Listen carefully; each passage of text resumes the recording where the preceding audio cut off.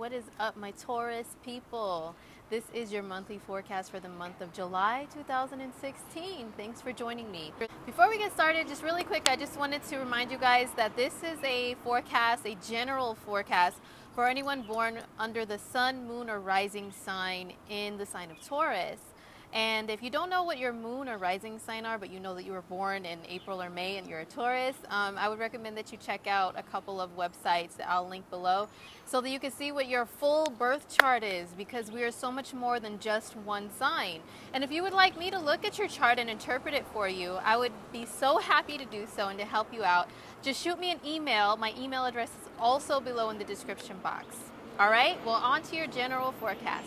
All right, my Tauruses, my fellow bulls, this month the focus is going to mainly be on communication, working on some new skills, also our immediate environment, the people in it, like our coworkers, our neighbors, our siblings, and other family members. Also, our minds are going to be super duper busy and racing around, and we're going to feel like such the busybodies.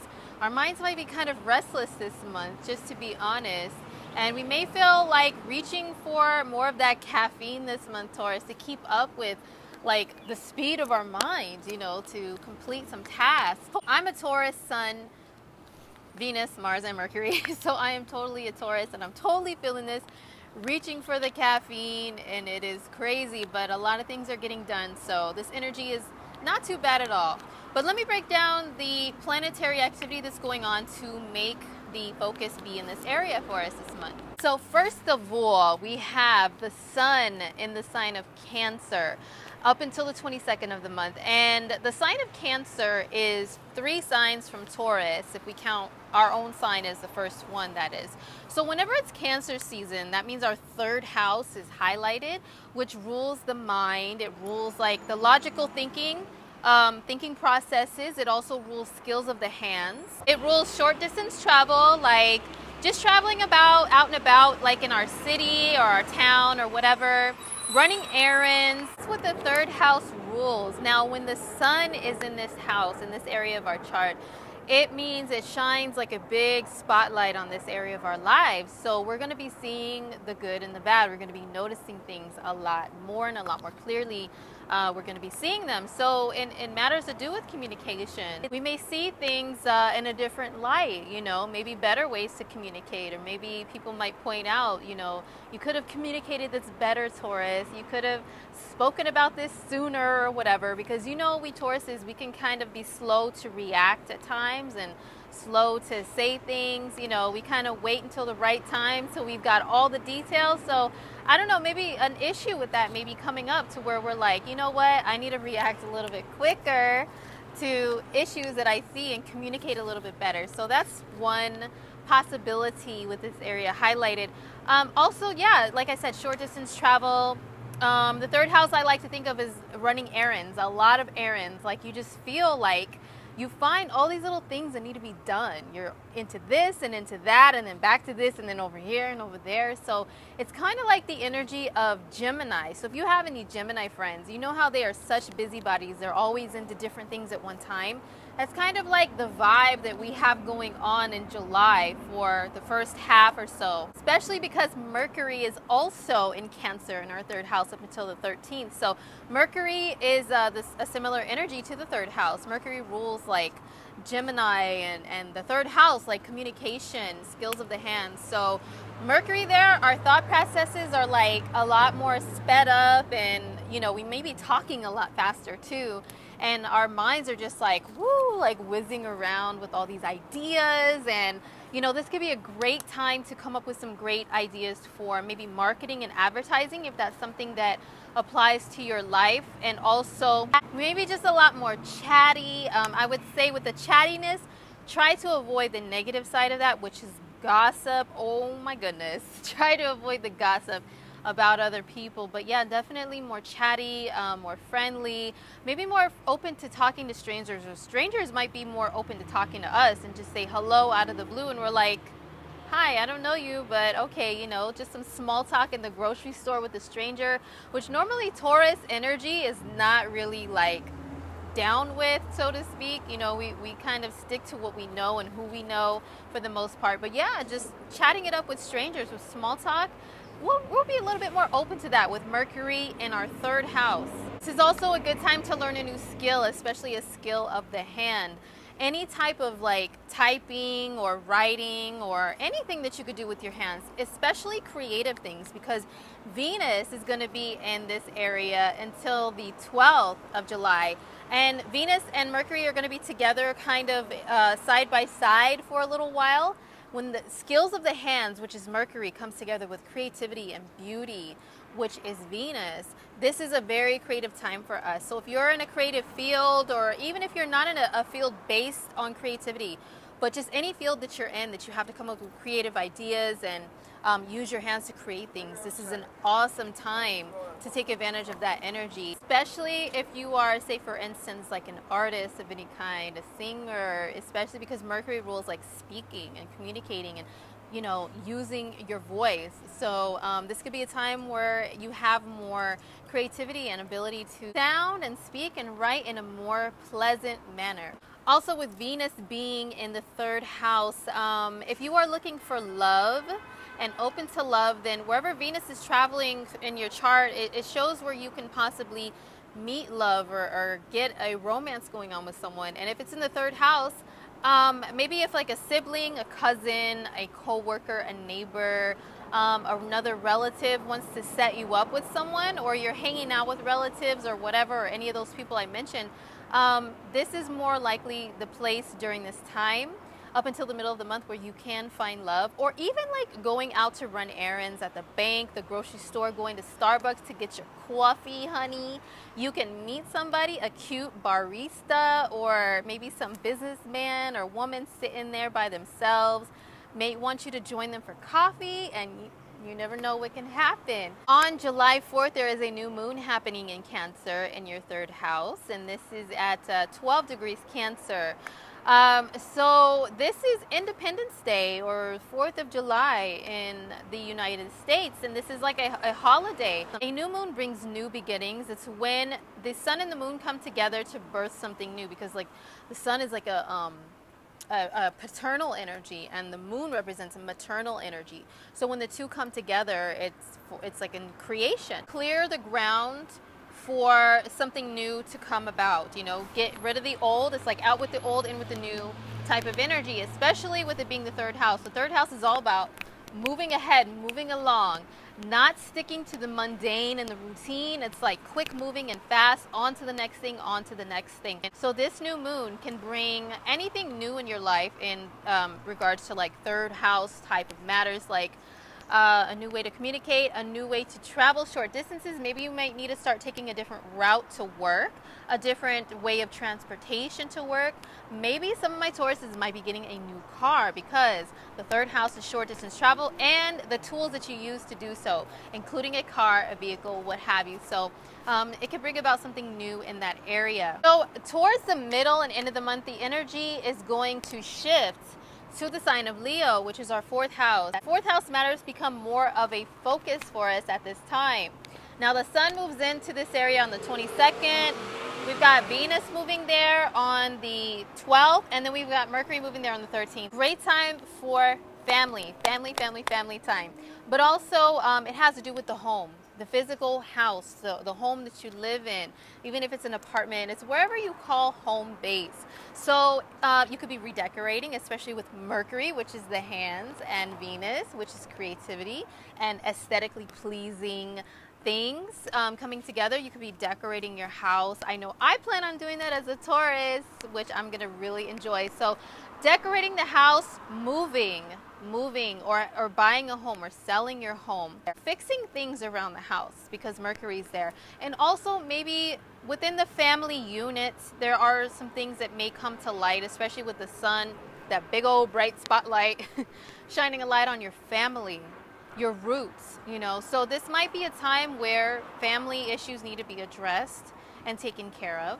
But all of the energy that's going on there is very favorable and very positive. Maybe a time where you are thinking about your family more and just really wanting to spend more time with them. Or if you don't really have family, anybody that you're very close to that you consider kind of like family, your focus may be on them and spending time with them, or family members might be contacting you a little bit more. It's also an energy that's similar to the sign of Cancer, which is the fourth sign on the zodiac wheel. So fourth house energy, which for Taurus is during Leo season. We may feel a little bit more reclusive, being honest, you know, like being more homebody, spending time at home, maybe wanting to watch TV. Honestly, it is an energy that is a little bit lazy. And we Tauruses, come on now, just generally speaking about our energy, we can be kind of stagnant and lazy at times if we vibrate on the lower negative vibration of the Taurus energy. We can just feel like not really doing much. So when the energy shifts to our fourth house, more of that may come out of us, where we're like, I don't want to go anywhere. I don't want to do anything. Don't try to pull me by my horns. I'm just going to get mad, because all I want to do is chill, watch Netflix, watch YouTube, watch whatever, just eat and just enjoy my time relaxing at home. So leave me alone, people. Don't try to drag me out of my house. Or if you're a more active Taurus, you know, maybe just getting out and about with family, maybe a focus for you this month. There is a full moon that's happening in the sign of Capricorn at 27 degrees Capricorn. This is happening on the 19th of July.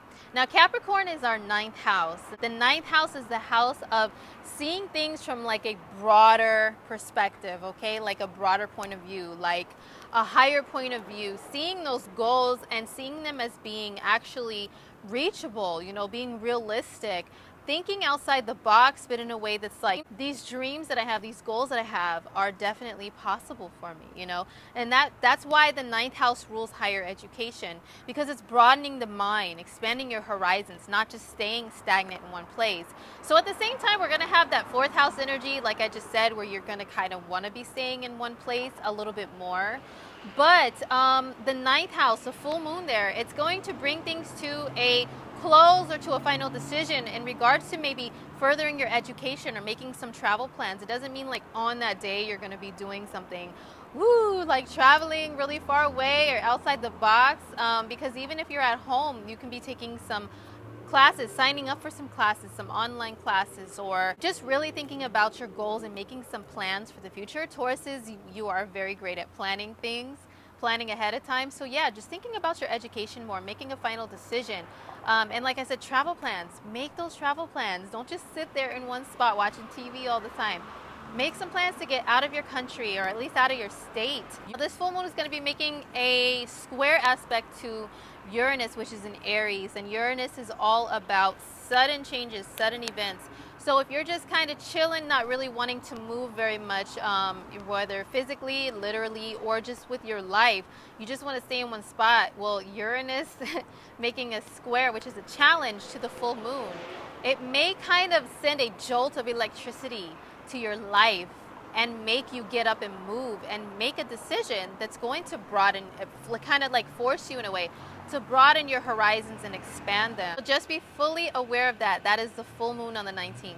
So Mars continues to travel through our opposite sign, which is Scorpio, but this time it's going forward, and it's going to be there all month moving forward up until August 2nd.